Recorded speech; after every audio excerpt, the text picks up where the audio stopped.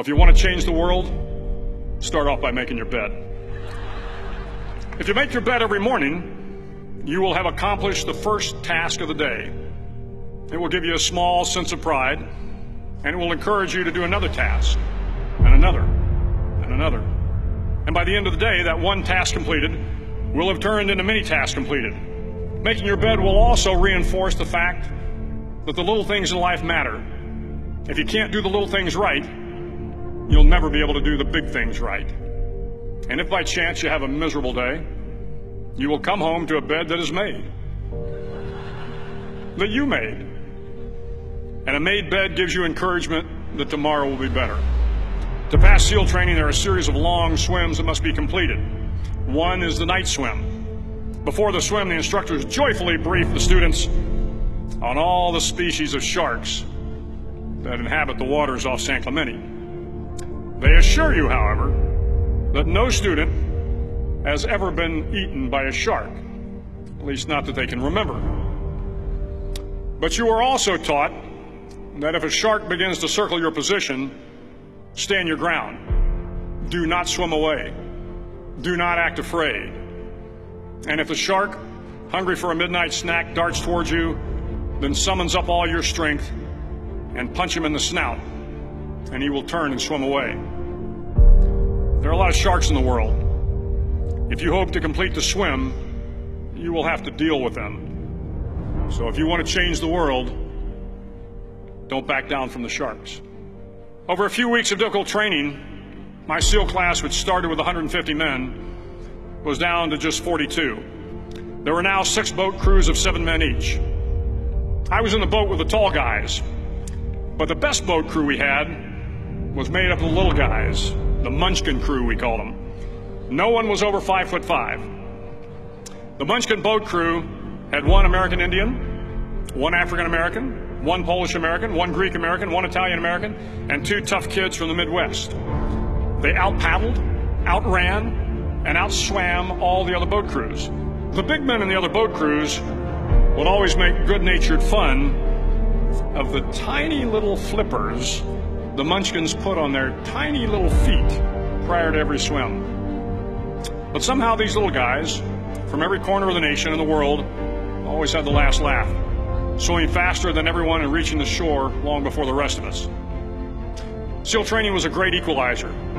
Nothing mattered but your will to succeed, not your color, not your ethnic background, not your education, not your social status.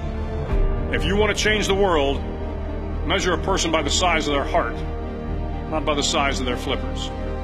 The 9th week of training is referred to as Hell Week. It is 6 days of no sleep, constant physical and mental harassment, and 1 special day at the Mud Flats. The Mud Flats are an area between San Diego and Tijuana where the water runs off and creates the Tijuana Sloughs, a swampy patch of terrain where the mud will engulf you. It is on Wednesday of Hell Week that you paddle down to the Mud Flats and spend the next 15 hours trying to survive this freezing cold, the howling wind, and the incessant pressure to quit from the instructors. As the sun began to set that Wednesday evening, my training class, having committed some egregious infraction to rules, was ordered into the mud. The mud consumed each man till there was nothing visible but our heads. The instructors told us we could leave the mud if only 5 men would quit. Only 5 men, just 5 men, and we could get out of the oppressive cold. Looking around the mud flat, it was apparent that some students were about to give up. It was still over 8 hours till the sun came up. 8 more hours of bone-chilling cold. The chattering teeth and the shivering moans of the trainees were so loud, it was hard to hear anything. And then one voice began to echo through the night. One voice raised in song. The song was terribly out of tune, but sung with great enthusiasm. One voice became 2, and 2 became 3, and before long, everyone in the class was singing.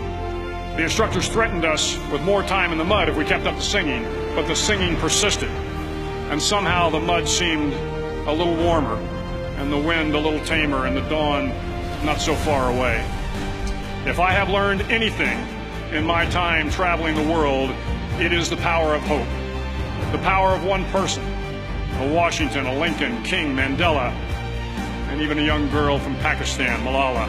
One person can change the world by giving people hope. So if you want to change the world, start each day with a task completed. Find someone to help you through life. Respect everyone. Know that life is not fair and that you will fail often. But if you take some risks, step up when the times are the toughest, face down the bullies, lift up the downtrodden, and never ever give up. If you do these things, the next generation and the generations that follow will live in a world far better than the one we have today. And what started here will indeed have changed the world for the better.